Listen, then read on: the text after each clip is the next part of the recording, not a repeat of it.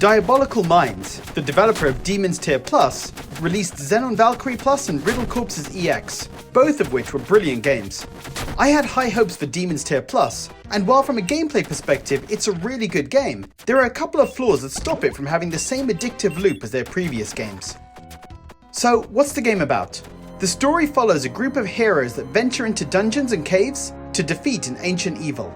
The story is told through flashbacks of a selfish old king that sacrifices everything to make a deal with a demon and becomes all-powerful, and the group of heroes in the present that discuss their journey over the course of cutscenes between levels.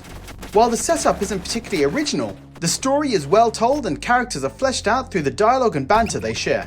When you play though, you only control one character which you choose at the end. You don't have access to all the characters initially. You need to collect tokens in the dungeons by killing enemies and pay to unlock each one. Each hero has different stats and skills. They may have less health, but better attack, for example.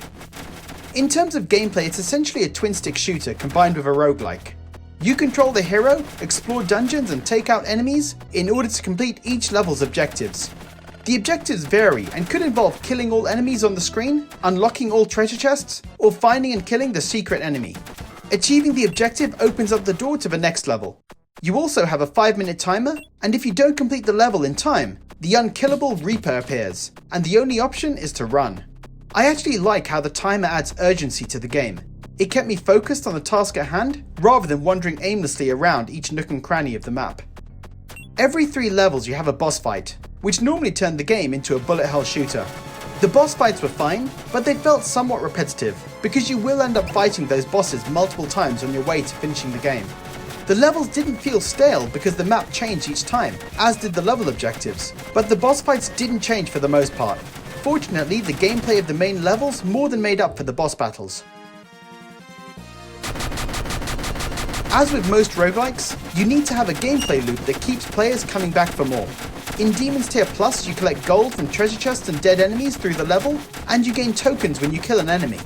Gold is used to buy upgrades between levels, like having more health or better defense, for example.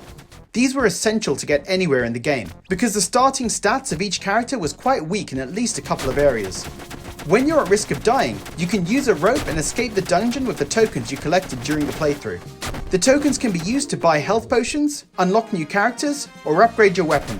The weapon upgrades and new characters were necessary in order to beat the tough levels of the game, and it also provided a clear goal to strive for, so that each run didn't feel like a waste if I didn't progress far, because I was earning tokens to unlock the next character. There are essentially 3 difficulty levels to the game, called tiers. You unlock tier 2 when you finish tier 1, and you unlock tier 3 when you finish tier 2. You get additional story cutscenes from finishing each tier. I was a bit disappointed though that you're basically finishing the game 3 times. Before I unlocked tier 2, I was hoping we'd get completely new levels and bosses, but you don't unfortunately. Tier 3 was harder of course, with enemies hitting 3 times harder than tier 1, but it was the same areas and bosses. By the time I was playing tier 3, I had hundreds of thousands of tokens too, so that currency became irrelevant. If you play it carefully and methodically, with the goal of completing runs just to rack up tokens and unlock characters and weapons, you can probably complete all 3 tiers in around 8 hours. I estimate it took me 10 hours, but I was playing recklessly at times. I enjoyed my time with this game, but it would have been great to see something new in each tier. The pixel graphics were solid, although sprites were a bit small. There were times it was hard to see traps, enemies or projectiles. This was especially true on the smaller Vita screen. Some of the environments are quite dark too, making it even harder to see. It made the game more difficult, but it did add to the sense of being trapped in a claustrophobic dungeon full of dangers everywhere. The music was hit or miss. Some stages it suited the environment, but in some cases it felt out of place. Not to the point of being distracting though.